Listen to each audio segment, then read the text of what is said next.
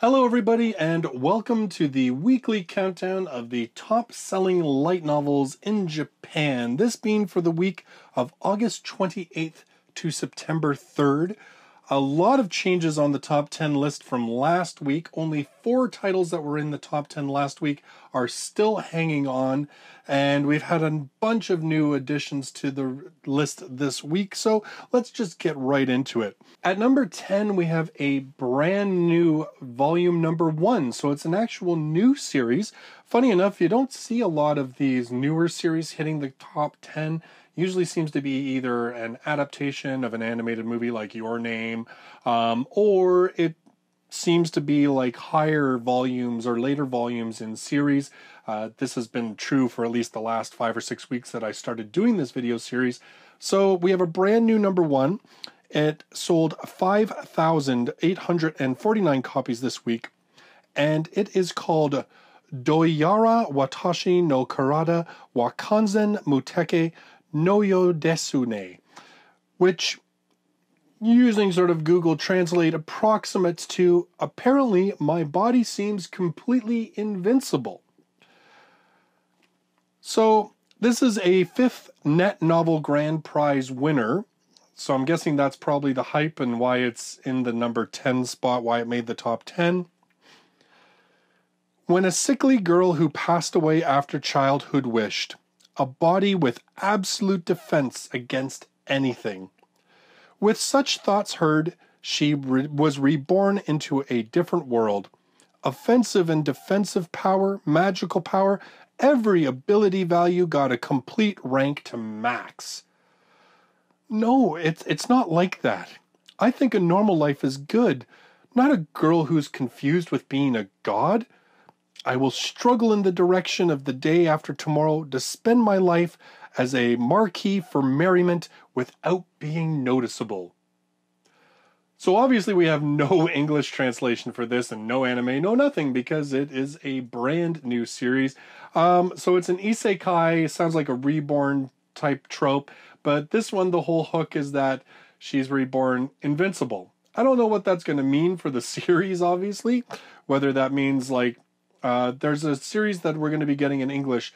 I spent 300 years killing a slime and now I'm the world's strongest, or it's roughly that, about a girl that when she's reborn into this world, she kills slimes for 300 years and becomes the most powerful sorcerer, and then people come to challenge her. So I'm wondering if that's what's kind of going to happen in this one, or if because she's so powerful, she's just going to get wrapped up in all sorts of events. Who knows? At the number 9 spot with 6,099 volumes sold, this is a return from last week, Gakusen Toshi Asterisk, or as we more normally call it, the Asterisk War, volume number 12 of that series. And as I discussed last week, 24 episode anime covering volumes 1 to 6. We have it now streaming on Crunchyroll, and Yen On is releasing the light novels, and Yen Press, the parent company of Yen On, is releasing the manga. And so far in English, we have had 4 volumes released in the light novel series. That 4th volume just released, so it'll probably still a couple months until we see volume number 5. At number 8, with 6,246 volumes sold, another return from last week, Rokudenashi Majutsu Koushi to Akashic Records, or the Akashic Records of the Bastard Magical Instructor, volume number 9.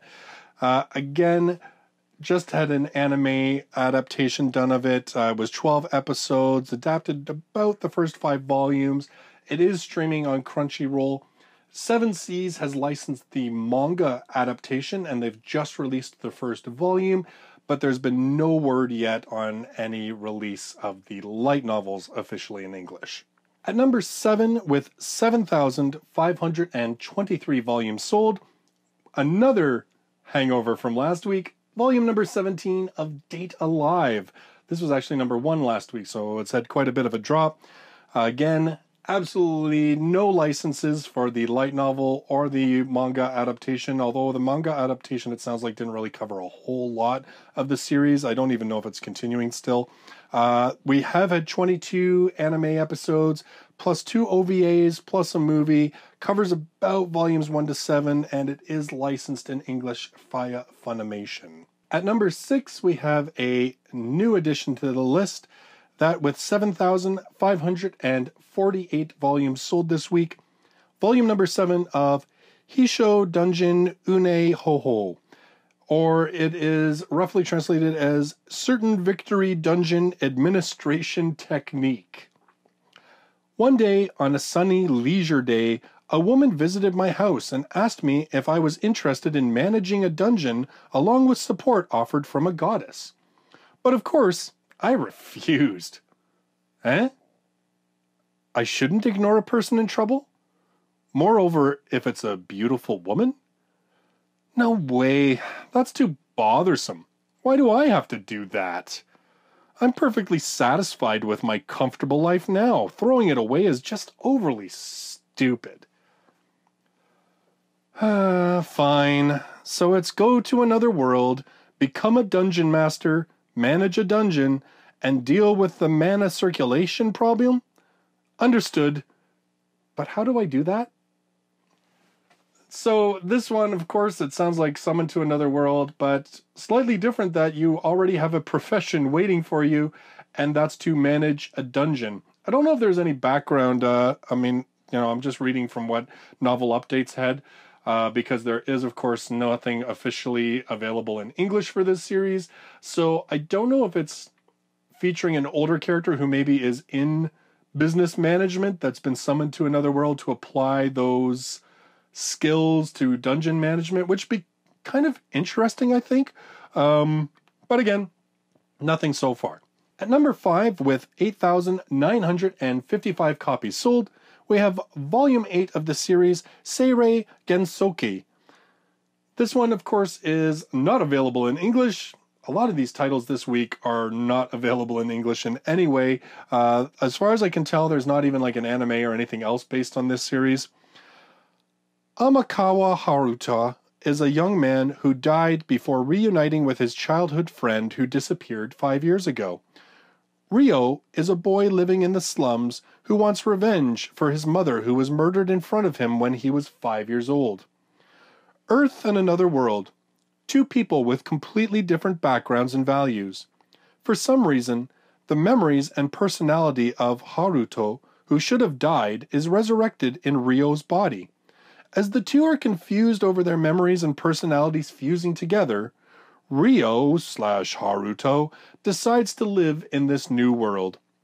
Along with Haruto's memories, Ryo awakens an unknown special power, and it seems that if he uses it, well, he can live a better life.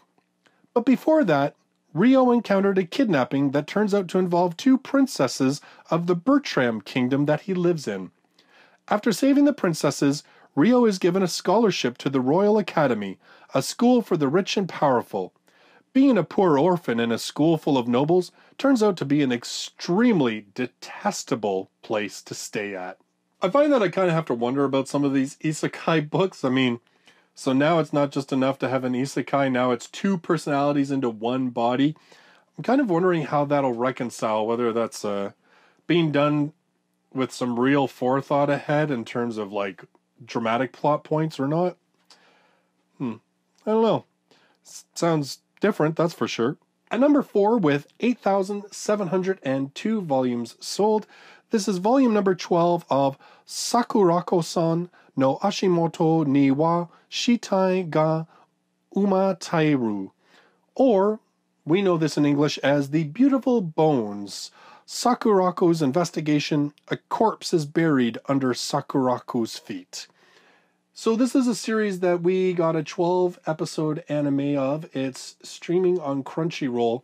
And this is a murder mystery type story. And essentially, what happens is Sakurako is a genius. She's about 2021. And she's obsessed with bones and the stories that bones tell. And one day she sort of meets up with this younger teenage boy. And the two of them strike up this friendship and essentially become embroiled in mysteries, because every time that they go out, almost invariably they will encounter a corpse. So it's like a murder mystery type, although I wouldn't say, if you've watched the anime, not everything is a murder mystery per se, but it is, again, it is a mystery series, a set in the real world, no special powers, no isekai. It is strictly a procedural mystery type series. And I really liked the anime, the feel of it, the artwork, the music even, like it was a really good series that I enjoyed a lot, very different from a lot of stuff that we get.